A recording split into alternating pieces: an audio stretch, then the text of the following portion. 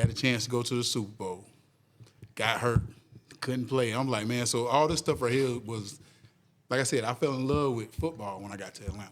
Right. So I wanted to bring, man, if I would have won a championship here, if we would have won a championship that year, we talk about we that wouldn't all have the to work time. another day in our life. We could walk around Atlanta just like this with boxes on. How me and him was. Hey, and how me and him was, we going to take advantage of that. Oh, no. We going to be sitting at Cheetah. We gonna be Oh, my God. You wouldn't have heard the end of that, boy. Hey, he going to have a big ring. Big tattoo on my neck. Big ass Super Bowl tattoo on my neck. I'd have got Atlanta tatted over. Man, come on, man. I promise you, we would have got a ring that year. And bro, this is the first time I ever cried in a game when it had nothing to do with injury.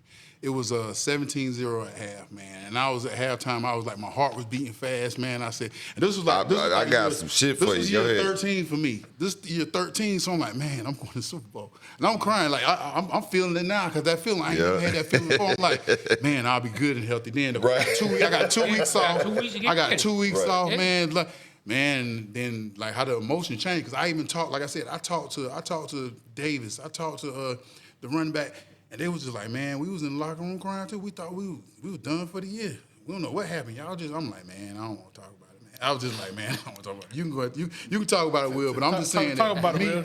Tell us about that that. was one of the big. That was one of Man, the. I know it. And then the next year they cut me, and I felt like we could have went back next year. Yeah. But and I'd have been healthy. So I was like, dude, I know we got so close. Why we just didn't run it again the next year?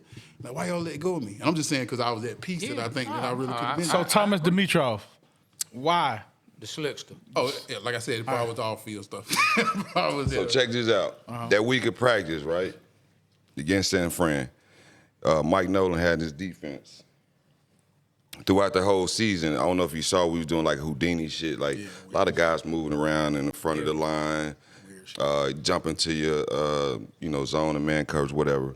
But going into this week of practice, we doing all kind of different shit, you know what I'm saying? And I'm not, Mike Nolan, one of the, best D coordinator I ever played for, hands down. Well, besides Matt Eberflus in college. But that week of practice, we had Vernon Davis, and previous to that game, Vernon Davis wasn't doing shit. Being honest, he really wasn't putting up no numbers for real. So, but we didn't sleep on him. I think Walker was doing his thing at that point. But coach had put some defense in, and we wasn't really sweating Vernon Davis like that for real. But we was focusing on all kind of other stuff. We doing everything different. I'm being honest. I don't know what Abe saw, but right. But I'm talking about that week of practice. I was on the sideline. You're right, yeah. So I ain't gonna say I don't know. I'm not D coordinator. He might know something I don't know. You know what I'm saying? But I'm like, because every week you practice against a different team, you scheme for a different team. So maybe this is what we need to do for San Fran. They running the read options and all this crazy shit. But that week of practice, man, that's Asante Samuel was amped up, and Dante Robinson, man, I can never forget. People don't give him enough credit. Dude, the baller, you know what I'm saying? Yeah. And I never forget, going into that game, man, like you said, we was up at halftime, and I must have got excited. I'm on the sideline like, man, we going to the Super Bowl. I'm young, you feel me? Bro, we finna go to the Super Bowl. This shit crazy. Dante hit me. Boom.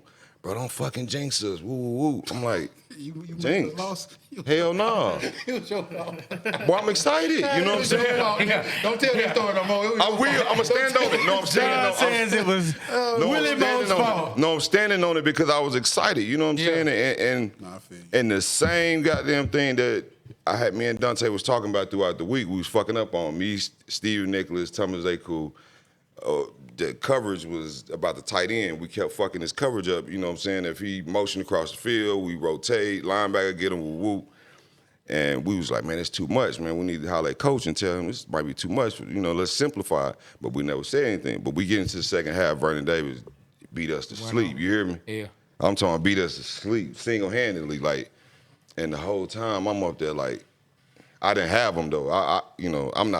I fucked up a lot too, you know what I'm saying? But a lot of those plays were like missed assignments, and people always blame the offense. I don't blame the offense. I'm gonna be honest with you. You know what I like about I don't blame the offense. You know what I like they about gave us 20.